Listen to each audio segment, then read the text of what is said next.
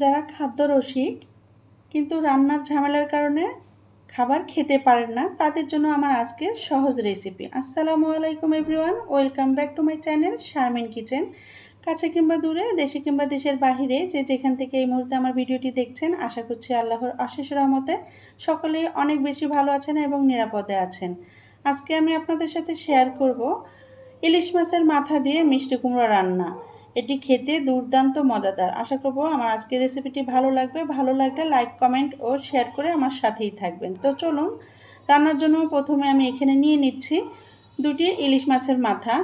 আপনারা চাইলে যে কোনো মাছের মাথা নিতে পারেন, তবে ইলিশ মাছ দিয়ে রান্না করে খেতে অনেক বেশি মজার। তো এখন সরাসরি চুলায় চলে গেলাম।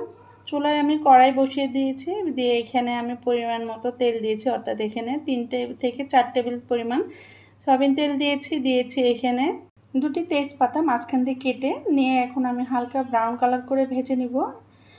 সেই পুরনো কথাটা বলে নিচ্ছি, এই মুহূর্তে যেসব আপু ভাইয়া আমার ভিডিওটি দেখছেন কিন্তু লাইক দিতে ভুলে গিয়েছেন, প্লিজ একটি লাইক দিয়ে ভিডিওটি কন্টিনিউ করবেন এবং টেনে টেনে না দেখে সম্পূর্ণ ভিডিও দেখবেন।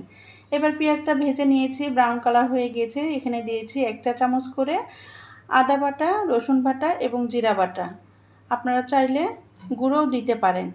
তারপরে আমি এখন মশলাটা আবারও একটু ভেজে নিচ্ছি যেন মশলার কাঁচা গন্ধ না থাকে। তো এরপরে আমি মশলা পুড়ে যেন না যায় সেই জন্য আমি এখানেও একটু পানি দিয়ে দিলাম, অর্থাৎ এখানে 1/4 কাপ পরিমাণের মতো পানি দিয়েছি। দিয়ে এখন মশলাটা কষিয়ে নিব।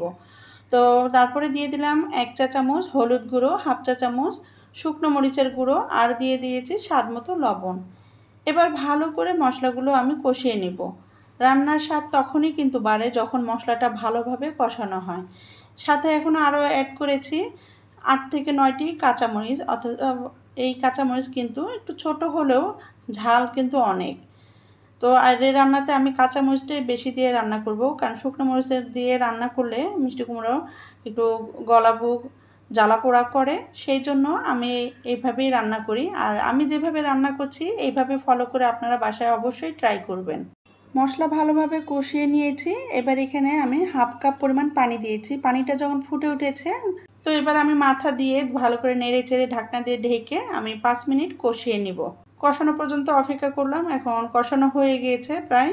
তো আমি আবারও একটু নেড়ে দিচ্ছি। আর অফ ক্যামেরায় কিন্তু আমি এইভাবে নেড়ে চেড়ে দিয়েছি যেন মশলাগুলো পুড়ে না যায়।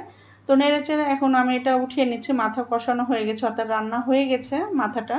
তো মাথাগুলো উঠিয়ে নিলাম অন্য একটি বাটিতে নিয়ে। এখন সেই একই মশলায় এখন এখানে নিয়েছি 500 গ্রাম মিষ্টি কুমড়ো, আগে থেকে কেটে রেখেছিলাম, সেটাই এখন দিয়ে দিয়েছি। দিয়ে ভালো করে নেড়ে চেড়ে মশলার সাথে মিশিয়ে নিচ্ছি।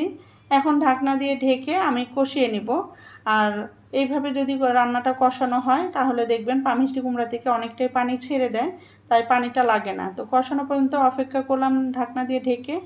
কষানো হয়ে গেছে। আমি মাঝে মাঝে এখানে একটু নেড়ে দিয়েছি মিষ্টি কুমড়োগুলো যেন মশলাগুলো নিচে থেকে লেগে না যায়। তো আবারও ঢাকনা দিয়ে ঢেকে দিলাম, দিয়ে আবারও নেড়ে দিচ্ছি। এই তো আরও 2 মিনিটের মতো আমি এখন এটা কষিয়ে নিয়েছি। আমার কিন্তু অলমোস্ট মিষ্টি কুমড়ো কষানো হয়ে গিয়েছে। খুবই ভালোভাবে কষিয়ে নিয়েছি। রান্নার স্বাদ তখনই বাড়ে, ওই যে বললাম ভালোভাবে কষিয়ে নিতে হয়। তো চেষ্টা করেছি আমার আজকের রান্নাটি খুবই সহজভাবে আপনাদের সাথে শেয়ার করার জন্য। আশা করব আমার আজকের রেসিপিটি আপনাদের অনেক ভালো লাগবে। তো এবার আমি কষানো যখন শেষ হয়ে গিয়েছে তখন আমি দিয়ে দিলাম 2 কাপ পরিমাণ গরম পানি। রান্নার এখানে একটি টিপস বলে দিচ্ছি, রান্নায় সবসময় গরম পানি ব্যবহার করার চেষ্টা করবেন। এতে করে রান্নার টেস্ট অনেক ভালো আসে এবং সবজিগুলো খুব দ্রুত সেদ্ধ হয়ে যায়। এবার পানিটা ফুটানোর জন্য অপেক্ষা করছিলাম, পানিটা ফুটে গিয়েছে। তো এবার দিয়ে দিলাম এখন আগে থেকে রান্না করে রাখা সেই ইলিশ মাছের মাথা। এবার ঢাকনা দিয়ে ঢেকে রান্না হয়ে আসা পর্যন্ত অপেক্ষা করছি এবং চুলার ফ্লেমটি মাঝামাঝি রেখে রান্না করে নিয়েছি। এই তো রান্নাটা প্রায় হয়ে এসেছে। তো এখন আমি এখানে নেড়ে চেড়ে দিচ্ছি যেন নিচে লেগে না যায়। আর দেখুন মিষ্টি কুমড়াও কিন্তু সিদ্ধ হয়ে গেছে। এখন আমি সাথে আরও অ্যাড করছি আগে থেকে কেটে রাখা ফ্রেশ ধনিয়া পাতা। আর ধনিয়া পাতাটা দিলে খেতে কিন্তু অনেক বেশি মজার হয়। তবে যারা ধনিয়া পাতা খেতে পছন্দ করেন না তারা চাইলে কিন্তু স্কিপ করতে পারেন। তারপরে আমি এখন আবারও একটু নেড়ে ঢাকনা দিয়ে ঢেকে আরও 5 মিনিট দমে রেখে রান্না করে নিব। তাহলে কিন্তু আমার রান্নাটা হয়ে যাবে। আশা করছি আমার আপু ভাইয়াদের আমার আজকের রেসিপিটি ভালো লাগবে। ভালো লাগলে লাইক, কমেন্ট ও শেয়ার করবেন। আর অলরেডি যারা এই কাজটি করেছেন তাদেরকে অসংখ্য ধন্যবাদ। আপনাদের একটি লাইক এবং কমেন্ট আমাকে পরবর্তী কন্টেন্ট তৈরি করতে অনেক বেশি উৎসাহিত করে। এই তো দেখুন 5 মিনিট পরে ফিরে এলাম। আমার রান্নাটা অলমোস্ট ডান। দেখুন কত সুন্দর কালার এসেছে আর খেতেও কিন্তু মাশাআল্লাহ অনেক ভালো লেগেছে। এখন আমি সার্ভিং বাটিতে নিয়ে আপনাদের সাথে শেয়ার করছি। চেষ্টা করেছি খুবই সহজভাবে এই রেসিপিটি শেয়ার করার জন্য। এই তো দেখুন তৈরি হয়ে গেল ইলিশ মাছের মাথা দিয়ে মিষ্টি কুমড়ো রান্না। আশা করব আমার আজকের রেসিপিটি আপনাদের ভালো লাগবে। যারা নতুন রাঁধুনি, ব্যাচেলর এবং রান্নায় খাদ্য রসিক, রান্নার ঝামেলা কেন করতে পারে না, তাদের খুবই ভালো লাগবে। আর এই মুহূর্তে যেসব আপু ভাইয়া আমার চ্যানেলে নতুন ভিজিট করছেন, প্লিজ আমাকে সাপোর্ট করবেন। আর এমন ঘরোয়া ও সুন্দর রেসিপি পেতে আমার চ্যানেলটি সাবস্ক্রাইব করে পাশে থাকা বেল বাটনটি অন করে রাখবেন। এতে করে নতুন কোনো ভিডিও আপলোড দিলে সবার আগে নোটিফিকেশন পেয়ে যাবেন। আর অলরেডি এই কাজটি যারা করেছেন তাদেরকে অনেক অনেক ধন্যবাদ এবং অনেক ভালোবাসা রইল।